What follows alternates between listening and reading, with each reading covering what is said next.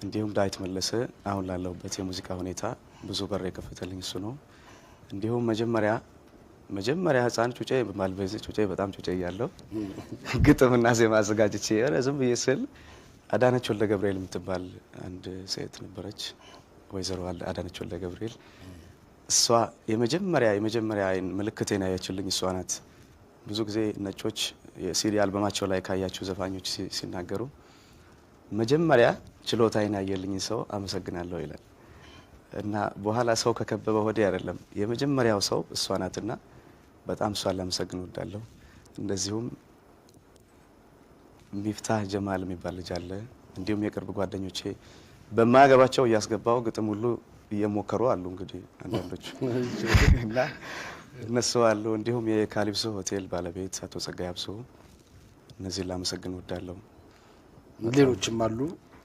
አዎ ኤክስፕረስ ባንድ በተለይ መጀመሪያ ውጪ ያደርኩበት ባንድ እሱ ነው። ከቤት አባቴ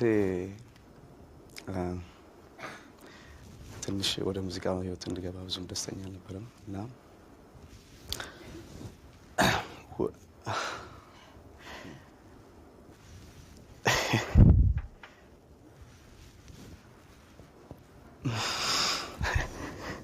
ሶሪ ይቅርታ። እና የፋሲካ ሌሊት ነበር ሁሌ ውጭ ማድረው።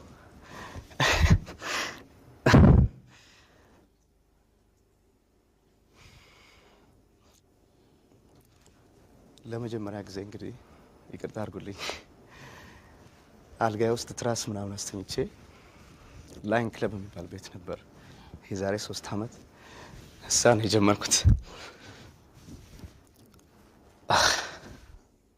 ይቅርታ ይቅርታ። እንዴት ነው? ለአባቴ ልዩ ፍቅር አለኝ። ከዚህ በላይ መናገር አልችልም። ይሄ ነው። እሺ ወደ ሌላው ጥያቄ ልግባ። ቴዲ ሌላው እስኪ ጉድ ሰራችኝ ነው። ጉድ ሰራችኝ የሚል አንድ ስራ አለና ስለዚህ ስለሚለው ስራ ጉድ ሰራችኝ ስለሚለው ሲያጫውተኝ። በዚህ አጋጣሚ እንግዲህ ጉድ ሰራችኝ የሚለው ዘፈን እዚህ ኢትዮጵያ ቴሌቪዥን መጥቼ ስቀረጽ ለሙስሊም በዓል ነበረ። ኤደን ትባላለች ፕሮግራም መሪ፣ አብዛኞቻችሁ ታውቃታላችሁ። ባለፈው ባይተዋር ነኝ ያልክ አሁን ደግሞ ጉድ ሰራሽኝ እንዴት ነው ጉድ ይሰራዋል ብዙ ጊዜ አለችኝ። ብዙ ሰው የሚጠብቀው መልስ በሌሎችም ህይወት የሚደርስ ነገር ነው ዘፋኝ የሚዘፍነው፣ በእኔ ላይ ደርስ ይችላል። ይሄ ትክክለኛ መልስ ነው፣ ሁላችንም እንስማማበታለን። ግን በጊዜው ያ ነገር ሲሪየስ የሆነ ቃለ ምልልስ አልነበረም። በዓሉን በማስመልከት ለየት ያለ ጨዋታ ለመፍጠር ነበር የሷም ሀሳብ። ስለዚህ ቀልድ ደግሞ ሲባል የማይጠብቀውን ነገር ማለት ነው አይደለ? አብዛኞቻችን እናውቃለን። ኤና ዜድን ቦታ ስናቀያየራቸው ቀልድ ይሆናሉ። ስለዚህ ጉድ ሰራችኝ ለምን አልክ ስል እንደዚህ ነው ብዬ ከማስረዳት ጨዋታ ለመፍጠር እኔ ነኝ ጉድ መሰራቸው ሲባል ሁሉም ድንግጥ ይላል። በተለይ እናንተ ብትኖሩ በጣም ትደረግጡ ነበር። እና ብዙ ያልተረዱኝም ሰዎች ካሉ እንግዲህ እንዲረዱኝ ነው እንትምለው። ይቅርታ የሚባለው ደግሞ መቼም ከውስጡ ሰው ላለው ነገር ነው። እንደ ይቅርታም ሳይሆን ይሄ ነው መልእክቱ። አንድ መልክ ነው ያለው። ጉድ የሚሰራበት ጊዜም አይደለም አሁን ጥሩ ጊዜ እንዳልሆነ ሁላችንም እናውቃለን። እና ሴት እህቶቼን ደግሞ በጣም ነው የምወዳቸው። ሔዋን እንደዋዛ የሚል ዘፈን አልሰማችሁም? አለግራ ጎንዴ መኖር አልችልም እና በጣም ክብር አለኝ። አገር በእናት ነው የሚጠራው፣ አገር በሴት ይሰየማል። ስለዚህ ያን ላልተረዱኝ ሰዎች በዚህ አጋጣሚ እንደውም ለመንገር ፈልጋለሁ። አመሰግናለሁ። እርግጠኛ ነኝ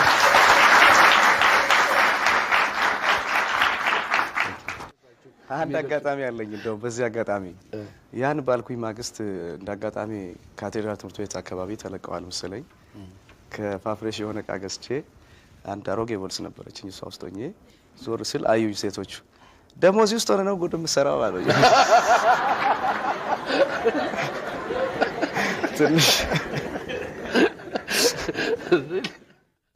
እሺ ቴዲ፣ ቅድም ማለት ወደ ላጅ አባትህ ወደ ሙዚቃው እንድትገፋ ብዙ ድጋፍ አይደማን ነው ብዙ ደስተኛ አልነበሩም እና ጠፍተህ የሚሄድከው ወደ ሙዚቃው በዛ ምክንያት እንደሆነ የገለጽከው። አባትህ በምን ሙያ ላይስ ያሉ ነበሩ? እንግዲህ አሁን በእኛ ትውልድ ያለው ሰው ብዙም ላያውቀው ይችላል። አባቴን ቀደም ያሉ ሰዎች ወይ ደግሞ ቅርብ ጊዜ ሬዲዮ ተከታታይ የነበረ ሰው የፖሊስ ሬዲዮ ጋዜጠኛ ነው። ካሳሁን ግርማሞ ይባላል እና በጣም ለአባቴ ልዩ ፍቅር አለኝ። በጣም ነው የምወደው፣ በጣም ይወደኛል እና እንደ አጋጣሚ ሆኖ የዛሬ አመት ገደማ መስከረም ላይ በህይወቱ አልፏል። በህይወቴ እንግዲህ በጣም ትልቅ ምለው ሀዘን የማውቀው ነገር ይሄ ነው። ኦኬ እሺ፣ እንደው በሙያ በአርቲስትነትህ በፍቅር ህይወት ላይ የፈጠረው ችግር አለ መቼም? እኔ እንግዲህ ብዙ ሰው እድሜን ይጠራጠራል። ጩጬ ነኝ ነገሩ። ጓደኛ ለመያዝ የሴት ጓደኛ ጥሩ ጊዜ ነው። አሁን 25 አመት ማለት እንደውም ከጎርምስና ጊዜ ጀምሮ ያ ጊዜ አለ። ግን በፍቅር ያን ያህል ሰፊ ህይወት የለኝም፣ ገና ነው። ፍቅር ትክክለኛው ፍቅር ደግሞ በኑሮም በምንም በህይወት ልምድ ሰው ሲዳብር ፍቅር የሚባለውን ነገር ያገኛል። አሁን ጎርምሳ ነኝ ገና፣ ብዙ ነገር ያምረኛል ምናምን እና ብዙ አላጋጠመኝም ያን ያህል ሲሪየስ የሆነ ነገር። እጅግ በጣም ነው የማመሰግነው ቴዲ። በሌላ ጊዜ እንዲሁ በማደርገው ጥሪ መቼም ድጋሚ እንግዳ የሆነ እንደምትመጣ እርግጠኛ ነኝ። አመሰግናለሁ። ታንኪዩ።